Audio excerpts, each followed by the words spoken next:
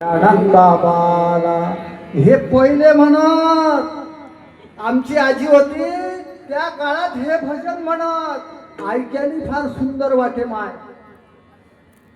शेगावीच्या साजना यावे आमच्या भजना एवढा निरोप द्याना गजानन बाबाला.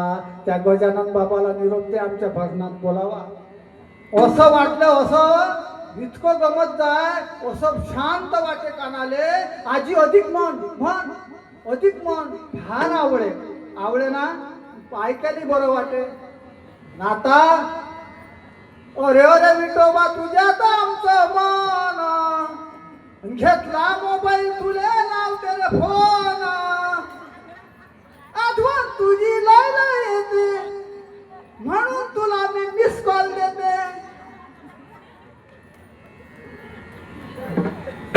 आता मिस कॉल म्हणजे आता येईना म्हटलं मिस कॉल देते तर ते लहान लहान मुलं तुमचे मोबाईल आहेत ना त्यांच्या मुलं तुमच्या मुलापाशी काय द्यायला लागते. रडलं थोडस घे मोबाईल गुत त्याच्यात जाय करशील तर कर काम नाही करशील तर नको करू माय होईपर्यंत तुला काहीच नाही करत घे. आणि तेही मस्त फोटो फिरू फिरू फोटो फिरू फिरू तो मोबाईलच पाहिजे. अरे अरे विठोबा तुझ्यात आमचं मन घेतला मोबाईल तुला लावते रे फोन आठवण तुझी लय लय येते म्हणून तुला मी मिस कॉल देते. देवाचा रे देव माझा नंबर कर रे शेव. सांगा आता बरोबर.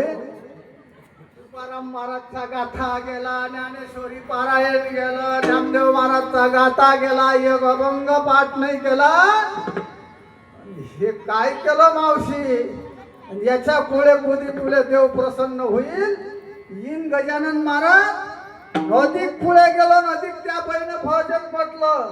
पंढरीच्या वाटीनं फेकल्या लायात पांडुरंगानं नाचवल्या बाया कानात भजन होय का काय वय भाय काय म्हटलं हे काय लावलं तुम्ही तमाशा लावला भजन करणार.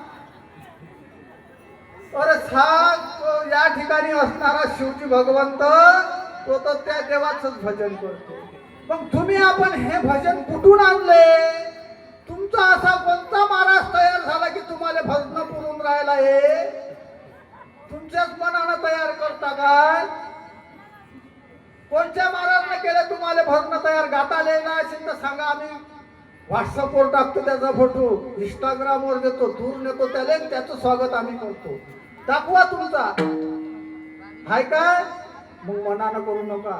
कारण माऊलीचा ऐका ज्ञानेश्वर महाराजा ऐका तुकाराम महाराजा ऐका मनोमार्ग गेला तो ते